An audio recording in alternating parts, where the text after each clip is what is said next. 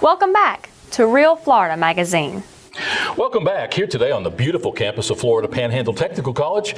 It's summertime. It's raining today, but it's hot and humid, and we're ready to enjoy all that we enjoy right here in the real Florida. We've got the Watermelon Festival, the Possum Festival. All the politicians know that if they don't go to the Possum Festival and bid on those possums, they don't have a chance to get elected. And speaking of politicians, we've got a treat today. We've got Neal Dunn, currently running for Florida Congressional District 2 representative. We recently did a debate at the Vance Theater, the historic Vance Theater in downtown Chipley. While there, we asked Neal, as well as the other candidates, if they would come sit with us in an interview as part of our Meet the Candidates series. And Neal acquiesced to our invitation. And so when we come back, we're going to talk to Neal about Congressional District 2 in Florida. We're going to talk about the challenges, the opportunities, some of the heartburn we're going through right now, and all the reasons why Neal wants to be your next Florida Congressional District 2 representative right here in what we call the real Florida. We'll be right back.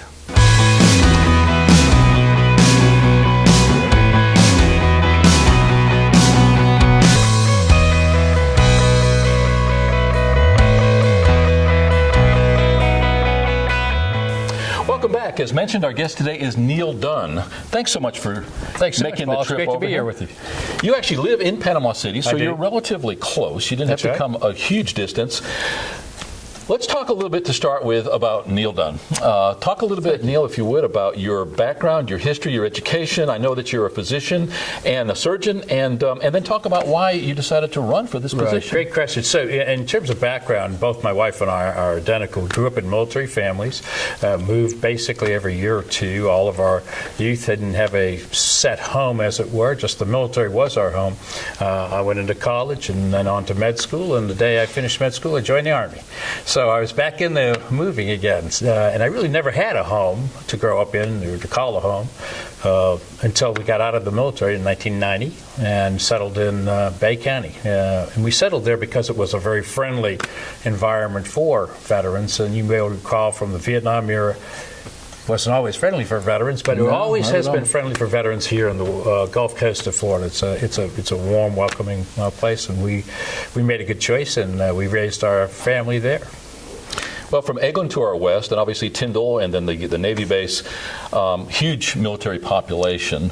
What made you decide, and God bless you for doing it, but can't imagine why anybody would want to enter that political fray? Yeah, so we had never occurred to my wife and I, Leah, to ever do that. And about the middle of last summer, Speaker Bentz, Alan Bentz, I know you know him well, who's a dear friend of ours. We raised our children together, and he came to the house and sat down with Leah and I, and he said, look, we need you to run for Congress. We need somebody who understands business. We need somebody who understands health care, and we need somebody who understands and cares about the military to run as a Republican for Congress against Gwen Graham, and then the same lines that she had won in 2014. And Leigh and I, we had never given a thought to it before. We didn't have to at that time. We just said no, and we ran him out of the house. But he came back. And when he came back, he preyed on our conscience, and he said this. He said, look, your country is in danger. Our children are in danger. And it's not because of bad people who do bad things. It's because of good people who watch and do nothing. Now, when he said that, we said, we're not really doing anything that's more important than making the world right, or the country right, for our children and our grandchildren. And you know what? We can redirect our efforts and put them where the problem is. The problem isn't in Panama City. It's in Washington, D.C. And I think the saying is something along the lines of all it takes for evil to flourish is for good men to do nothing. Exactly. And obviously, along with Alan Bentz and his influence goes Charlie Hilton and some of that machine. And so obviously, an opportunity there to definitely get Senator a good Gates was a kickstart. good friend as well. Yeah, absolutely. Great role models. We have a lot of great role models, actually, in our local government, in our state government. If Washington ran as well as Tallahassee, we'd be fine. Well, for 35 years, my wife and I lived in Panama City Beach. I know that you're a longtime resident since 1990. Bay County being a wonderful place, the Panama City area just being a fantastic area. It got too developed on the beach for us eventually, or not for us, for me specifically. We moved up here to Washington Moved County. over to the Cove. You'd be going out to Shell Island every week. The Cove and St. Andrews were actually areas that we did look at, but I knew it was just a matter of time before and I still have to deal with Lynn Haven and all of the 77 corridor. So no, it was best for me just to get out of Dodge. I can visit the beach anytime I want. Sure can. Everything's within an hour. We did have redistricting. We've enjoyed a relationship with Steve Southerland for many years. Obviously, he came in following Alan Boyd, served 2 terms, and Washington and the Obama administration put a huge effort, lots of millions of dollars, and a huge machine to defeat him and to elect Gwen Graham. She was there for 2 years and then what appears to be abandoned. Let's talk a little about that redistricting and the reason for that refocus. So first on the amount that they spent on the race, that last race in 2014, it was an appalling amount of money for a congressional seat, one of the most expensive races ever in the history of the U.S. Congress. And she only won by a few thousand votes. Yeah, it's a very razor-thin victory. And as you said, the Dems did push in about $8 million into that race all told. So that's just an amazing amount of money for a poor, rural, agrarian congressional district. To spend that kind of money is madness. And we were looking at the same sort of a race in 2016 until the redistricting kicked in. And with redistricting, which I raised to mention was done entirely by a very heavily Democratic-influenced Supreme Court, what they did is they drew this district into a very deeply Republican district. And in fact, it went from the district I signed up to run in, R+2, to about R+20. So Gwen Graham, I think she measured her opportunities to win or lose, and I think she said she set her sights on another office. And give her credit, she stepped down very promptly when the ruling came down. She announced she wasn't running, so that's a class act to do. Last year at the Wausau Possum Festival, and I'm sure that you're going to be there. Eating my own possum, or do I have to eat him? You don't have to. You bid on them, you get to hold it, and then actually you give it back and they return it to the wild. The PETA group and if he gets away before the festival. I'll tell you what's interesting is that those possums are as well fed as they ever are in their whole lifetime for that 2 weeks prior to the event. I bet they are. Because when they catch them, they're really skinny. I mean, this time of year is the hottest time of year. Oh, tough on them. They're rough. And so Joe Tharp, who heads up You're the doing Wausau... the possums a favor. Is that right? You are. Okay. You are, except those that get eaten, and we won't have to go into those right now. But, the PETA group and all of the animal rights activists, they found out through federal rulings that they were completely wrong. They're not a protected species. They're a rodent. They're a nuisance animal. And somebody asked me after I first moved up here, what is a possum? And I said, he's that flat animal that hangs out in the road. And that's where you generally see them because they are nocturnal and they're a marsupial. But in any case, last year at the Possum Festival, Gwen Graham made a beeline to me and she said, I am following your son's love life. And I had never met Gwen before, but somebody had pointed out that I was Paul Goulding. And last name, I guess, kind of unusual. But my son, as we talked in the pre-show, works for Darrell Issa up on Capitol Hill. And she's very close friends with Darrell Issa and does a lot of things together, despite the fact he's Republican and she's Democrat. And she said that she got to know my son, who handles some of the foreign policy up there. And long story short, she wanted to let me know that she was watching him and on Facebook, approved. I'm guessing. No, in person. Oh, we probed. Yeah, it spent a lot of time up there. And anyway, it was kind of interesting. So as a politician, she was quite good. She was really good at making those. And when you get to that stage, you either have to be or you don't. She comes by that honestly. Oh, yeah, absolutely. And she ran on a lot of that name recognition. I think that personally, she is very personable. I don't know much about her policies or politics, and luckily at this point, I don't have to know. There it is. Although she may be running for our governorship. You might have to bone up in another couple of years. Yeah. Let me ask you something candidly. Do you think that Rick Scott is on that short list for VP for Trump at this point? I thought he had made an announcement that he was not going to. Okay. So I'm under the impression that he's chosen not to be on that list, and I take him at his word. He's generally done just exactly what he said he would do in the past. So. Interesting thing, and we're not going to get into a lot of politics outside of the race that you're in. The way I understand it, though, is that the president did not call Rick Scott about the Orlando atrocity, but that Donald Trump had. And that's just something that was in the media. You can take from it what you will, but at the end of the day, we are facing some severely challenging times. There's just a total disconnect between the White House and the administration and most of the country. I mean, when we have what is clearly an appalling tragedy in Orlando and the president doesn't reach out with anything to the governor, I mean, that's just... we don't have a frame of reference for this. And it also, we see the same sort of behavior in foreign policy where nothing makes sense anymore. And we have Obama, he's praising Castro and he's condemning David Cameron. There was a terrorist attack in Belgium, and he goes to a baseball game in Havana.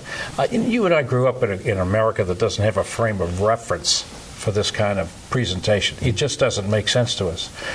We need another president. We need another administration. And by the way, I don't think we can wait 4 more years either.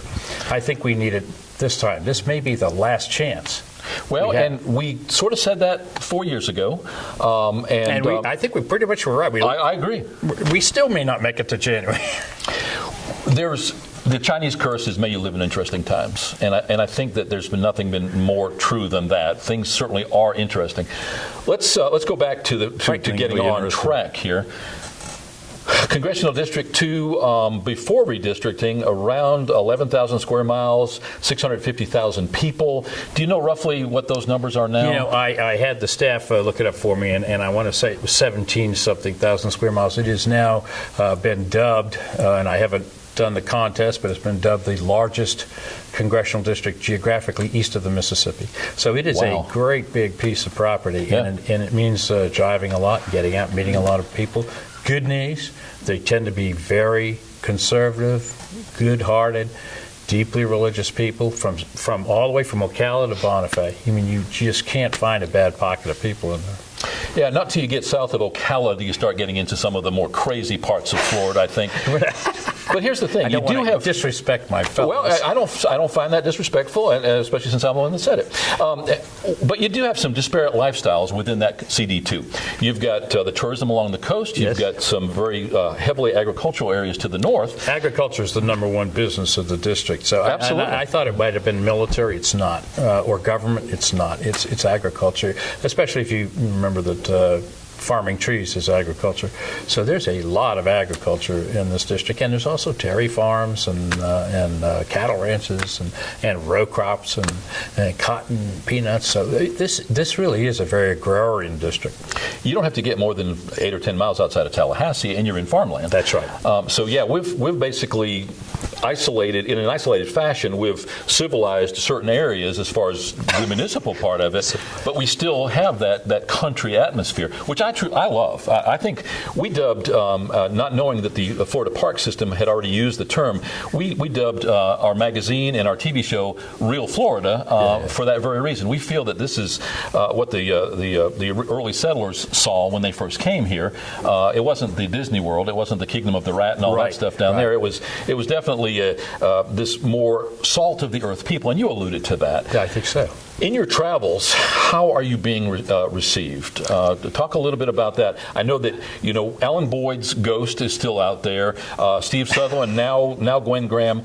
What are you hearing? What are people saying to you? So it's a great experience. And, I've never run for public office before, so I really thought I knew what I was getting in for because I'm well-read, but nothing prepares you to be a candidate until you've been a candidate. And I want to encourage everybody to try that sometime because it is part of the American experience. But we've been very, very warmly received, and people who you never knew may have been living just down the street from you and who are wonderful, heroic people with great backstories, just inspiring lives. And you just didn't even know they were there. Or you might have known somebody and you just didn't understand their background. But what amazes me is I'll go off into parts of the district that are very thinly populated, and you find amazing people out there who really have been great heroes, just epic lives. And it's a lot of fun to get to meet those. And it seems like that happens to me just daily. And, I could spend the whole day with any one person like that or the next week with them. But you got to move on and keep campaigning. Yeah, well, and again, in those disparate areas, you've got as municipal as it gets when you're in the center of Tallahassee or even Panama City or some of the other smaller towns and cities. And then, again, you've got as wild an area as you want to have in some of the national forest or the state parks But there's and great forests. people out there. Oh, absolutely. I mean, I found a retired 3-star general who's living in a very rural agrarian part of Gulf County, actually. And I mean, where's this 3-star general doing out here? He's chosen to live there. He's relaxed. He likes the life there. And he's, by the way, just a hero. But your challenge going forward is that you're going to have to be able to listen to and please those oyster harvesters in Apalachicola. You're going to have to please those hotel owners in Panama City Beach. You're going to have to be able to deal with those tree farmers in Leon or Gadsden County. I don't think it's hard. I think, I'll tell you what. So all those groups that you've just named, yes, they have different things they want, but the things are not mutually exclusive, and they all are fundamentally, Christian, conservative, people who believe that the government doesn't owe you a handout. That what they're all willing to do is get up in the morning and work to make a living. If we can just make it not so darn hard to go to work, get the government off their backs, and that's the message I hear from everybody, whether an oyster farmer or a lawyer. They say there's too many regulations, too much crushing regulations on my back, and when the lawyers tell you that you've got too much regulations, you got too much regulation. The other night at the debate at the Vance Theater, and by the way, thank you so much for coming to that. Oh, it's beautiful. I like the Vance Theater. I wish I could go watch a movie there sometime and not have to give a speech. You'll have that opportunity. We'll make sure that we get you back. Yeah. You met a lot of people that evening, and I think that those people were representative of just that disparate group of people that were to which we allude. What do you look for as one of your bigger challenges following your election? Bigger challenges following the election. I think we have to first thing we have to do is build a coalition within the Florida Congressional delegation. We have at least a third of the delegation is going to be brand new to office, a minimum of a third. That's 9 of 27, maybe as much as a half or more. So we're going to have a very junior delegation in terms of seniority, maybe not age, but seniority.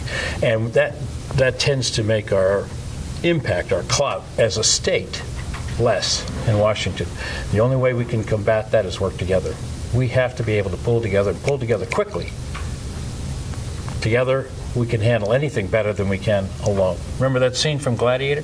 Whatever comes out of those gates, we're better off if we stick together. And I think the first thing we need to do is build that coalition. I hope we can do that quickly so that in January, we're ready to work. Well, you sort of anticipated my next question, and I was going to ask what is one of your larger strengths that's going to allow you to do that, but I think that you've already professed exactly that. I would take it that one of your main strengths would be that team building and that ability to bring people together. Yeah, so in the military, that's something they always teach. Team building, leadership is what the military is all about. I grew up in that military. Duty, honor, country, that's the way we were raised. Service is in our DNA, and that's what we do. That stood me well in medicine as well. I was able to build a large medical practice, 45 doctors, over 400 employees. Did it in business by building that business and others. And I think it translates pretty well to the political arena, I hope. I hope the same sort of people running for office as were doing surgery with me and serving in the military with me. Currently 4 Republicans, and all of you came to that Republican debate the other night. Potentially a Libertarian and maybe an NPA also in that race. Made America great. Broad sections. Yeah, absolutely. But those 2 wild cards basically forced this election to go all the way to the general election. So basically, you're going to be facing those other 3 candidates in that primary election. What sets you apart from them? So I think it's background. They say there's an old saying that all politicians sound the same on the stump. The only way you could really tell them apart is look behind them to see what they've been doing for the last 20 or more years. And I think if you look at my background, what sets me apart is that I am a veteran. I understand the military in a deep way. I really do understand its role both at home and abroad, in peace and at war. You look at the business background, and I really do have a very strong business background. In addition to my practice, I am the chairman and founder of a community bank that's been successful, one of the good banks. It was ranked 25th healthiest bank in the nation. And which bank size. is that? Summit Bank. It's headquartered in Panama City, Sure. But it has branches in 4 cities. Coming to a city near you soon. And survived all of the. yeah, oh, absolutely. Survived and thrived. Yeah. There's been no quarter in the last 8 years when we didn't have profit. Yeah, banking was very interesting for a while there. And very, very obviously, I understand healthcare at a level that nobody else in the Shays does. I've worked at healthcare policy and healthcare regulatory regimes. I mean, I have had to deal with the regulations that affect 45 doctors, surgeons and non-surgeons. So, I mean, I really do understand that healthcare is broken, totally broken, and we're headed the wrong way. There's no tweak that fixes this thing. It needs to be junked, scrapped, and replaced with a system that actually makes sense. Fortunately, here's a little bit of good news. The system is so broken that we can't just sit around and talk about tweaks anymore. Oh, we can just change this or measure it differently. No. We need to start over. This system is well and truly broken. And it's a chance to re-examine the system that preceded it as well. The Medicaids, the Medicares, the private health care system where we had too much government in the system. The point of medicine is to treat patients. It's not to generate data for the government. And just that, even outside of healthcare, the fact that things are broken, do you think that is what is lending so much popularity to the candidacy of Donald Trump? I think it has a lot to do. People really do feel like this is not the America that we grew up in. I want my country back. They all remember that America was great. It is great, but they remember how great it was. You and I remember when you get up in the morning and just said, there was no alternative to being an American. This is the greatest nation in the world. Well, it's still the greatest nation in the world, but the whole world's gotten a little worse. And I think we could, and America led the world into the recession. I think it can lead us out of the recession. By the way, I think the economy is something that probably of the 3 areas that I have some expertise in is the easiest thing to fix. I mean, all you need to do is get less government. You can peel back the government. I hear people say every day, you can't make government smaller. You can't get rid of a federal agency. Yes, you can, by God. You can.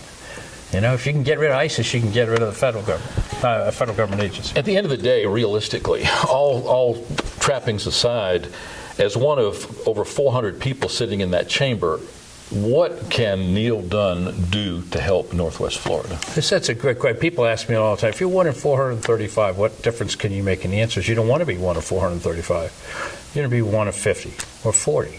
Somebody who really is helping make decisions, and the only way you do that is you build coalitions, you have people who agree with you, and you have to tend those coalitions, and you have to say, okay, ladies and gentlemen, this is what we believe in, this is how we're working forward to it, and get up every morning and do it. This isn't a career path for me. There's nothing up in Washington that's better for me than was down in Bay County. Nothing, except maybe we can come home with a better future for our children.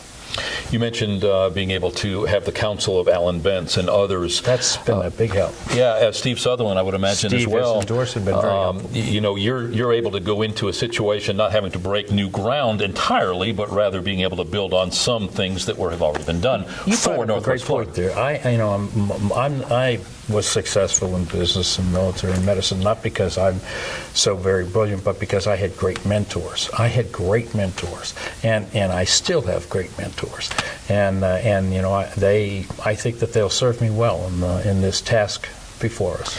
I think that was what President Obama was trying to say when he said you didn't build it. I really do. I think his intentions were pure, but he just doesn't have any kind of delivery. And for a guy who's as well spoken as he is, I took it as a bit of an insult, actually. I did as well. But I would like to give anybody that little kernel of the doubt. And I really think that his point. Don't you think that we all need to every single day try to be better than what we are? Somebody told me when I was young that our human nature is something that a good man fights every day. I think you're right, and a good man is only as good as a good woman. that's with it. No doubt. So I should say that too. Leah and I come as a team to this, and while I have mentors, I also have a partner. And my partner keeps me pretty well grounded. You'd be surprised at how many flaws she finds in me from time to time. But she's right, and I want to race to say that. And the fact that you and I can look at that and listen and say, you know what, they're right. So as long as we take those constructive criticisms as constructive and change, I think we can keep getting better day by day. I would very much like for you to come back sometime prior to the primary, and then once you've won that primary, I'd like for you to come back again prior to the general. Let's make it a regular thing. And once elected, I would like, just as Steve Southerland did, come by once in a while, whenever it suits you and it's convenient, your scheduling works out. Let's let the people know what's going on. I think the transparency is a huge issue. That's a great thing. So actually communicating with people who are spread out as they are in this particular district is a job that requires media. Nobody can write that many emails or letters or pick up that many phone calls. We're going to need some help, and I would absolutely be honored to work with you on that. As we do with every session, I'm going to give you a chance to look right into that camera lens and tell our constituents right here, at least in Washington County, exactly why they should vote for you, Neal. Well, I think you should vote for me in the Republican primary because I believe this country is worth fighting for, and I'm going to fight for it. I'm willing to sacrifice for it, and I'm willing to fight for it to the end.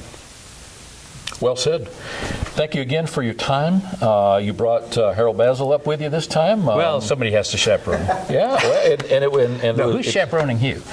My wife is out of town today, so I'm on a very long leash today. Thank you. In all seriousness, that be a warning.